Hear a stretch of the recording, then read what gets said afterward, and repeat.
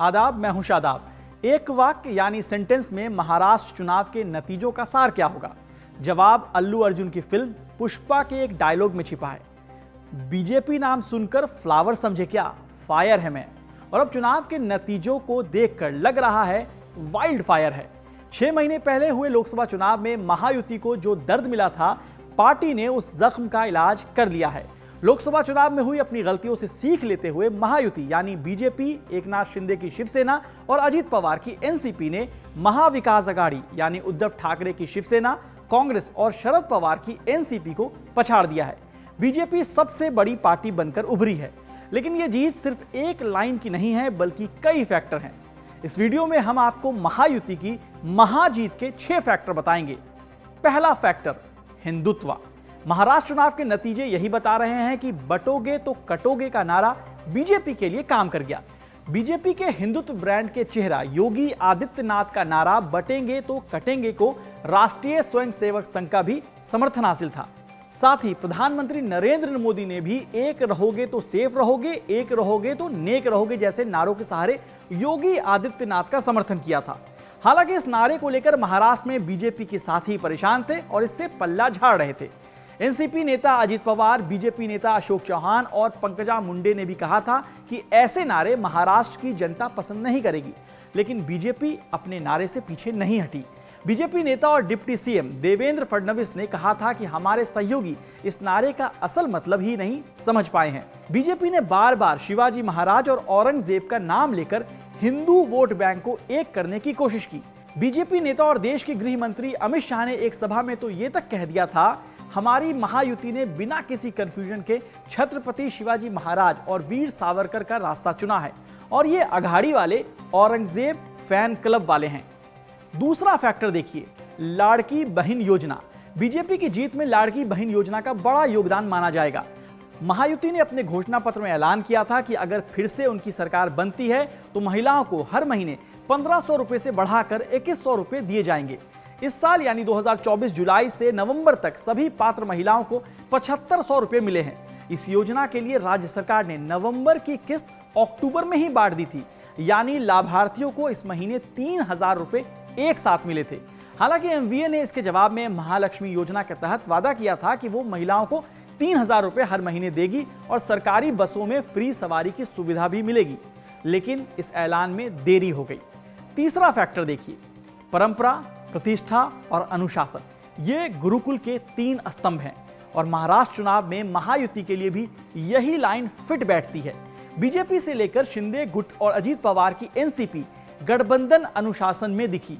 भले ही सीएम पद को लेकर कई बार सवाल उठे, लेकिन आपस में टकराव की स्थिति नहीं बनी। महायुति एकजुट दिखा, जिसका फायदा नतीजों में साफ दिख रहा है। चौथा फैक्टर है आरएसएस का साथ आना। महाराष्ट्र में आरएसएस के चुनावी दखल का अंदाजा इस बात से लगाया जा सकता है कि चुनाव खत्म होने के बाद महाराष्ट्र बीजेपी के सबसे बड़े नेता देवेंद्र फडणवीस आरएसएस चीफ मोहन भागवत से मिलने नागपुर हेड ऑफिस पहुंचे। हालांकि फडणवीस का दावा था कि यह मुलाकात राजनीतिक नहीं थी। मीडिया रिपोर्ट की माने तो आरएसएस से जुड़ी 65 संगठनों ने मिलकर बीजेपी को जीत दिलाने की रणनीति पर खूब मेहनत की। विश्व हिंदू परिषद, बजरंग दल, मजदूर संघ, किसान संघ, एबीवीपी, दुर्गा शक्ति, राष्ट्र सेविका समिति जैसे संगठनों के कार्यकर्ता जागरण मंच के बैनर के तहत घर घर प्रचार करते दिखे। साथ ही कथित लैंड जिहाद, लव जिहाद, धर्मांतरण जैसे मुद्दों पर हिंदू वोटरों पर फोकस किया। आरएसएस ने सजग रहो अभियान भी शुरू किया था। पांचवा फैक्टर है मराठा किसान आंदोलन के मुद्दे को संभालना। मराठा आंदोलन की हवा का रुख मोड़ देना महायुति की जीत के पीछे ये एक अहम वजह है। लोकसभा चुनाव में महाराष्ट्र की कुल 48 लोकसभा सीटों में से 17 सीटें महायुति और 30 सीटें महाविकास आघाड़ी ने जीती थी। तब कहीं उत्तर महाराष्ट्र में प्याज की बढ़ती कीमत और किसानों को सही दाम ना मिलने का मुद्दा था, तो मराठवाड़ा और विदर्भ में कपास और सोयाबीन के मुद्दे पर किसानों में नाराजगी थी और विपक्षी पार्टियों ने इन मुद्दे को खूब भुनाया था। तब मराठा आरक्षण आंदोलन का चेहरा रहे मनोज जरांगे पाटिल ने देवेंद्र फडणवीस और बीजेपी के खिलाफ मोर्चा खोल रखा था, जिसका फायदा महाविकास आघाड़ी को हुआ था। मराठवाड़ा से विधानसभा की करीब 46 सीटें आती हैं और पश्चिमी महाराष्ट्र में करीब 70 सीटें हैं। इन दोनों क्षेत्रों में मनोज जरांगे का खासा प्रभाव है।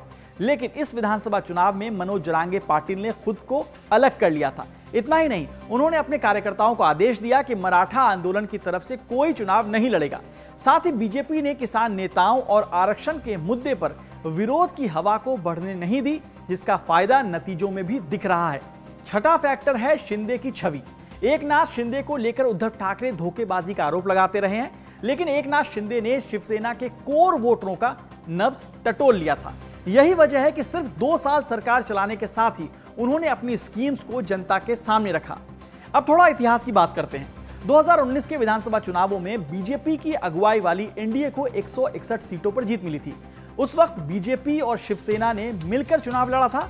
बीजेपी को 105 सीटें यानी करीब 25% वोट शेयर और संयुक्त शिवसेना ने 56 सीटें जिन्हें करीब 16% वोट मिले थे, जबकि यूपीए का आंकड़ा 98 सीटों पर सिमट गया था। तब कांग्रेस और एनसीपी ने साथ मिलकर चुनाव लड़ा था। कांग्रेस को 44 सीटें और संयुक्त एनसीपी को 54 सीटें हासिल हुई थी। इसके अलावा 16 सीटें छोटी पार्टियों को मिली थी। 13 सीटों पर निर्दलीय उम्मीदवारों ने जीत दर्ज की थी। तब सीएम पद को लेकर बीजेपी और शिवसेना अलग हो गए थे और उद्धव ठाकरे कांग्रेस और शरद पवार की मदद से सीएम बने थे।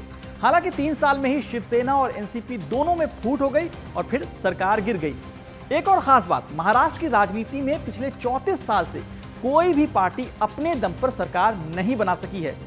288 सदस्यों वाली विधानसभा में किसी भी राजनीतिक दल ने पिछले 34 सालों में 145 सीट का आंकड़ा नहीं पार किया है। तो बाकी खबरों के लिए आप देखते रहिए द क्विंट और क्विंट हिंदी।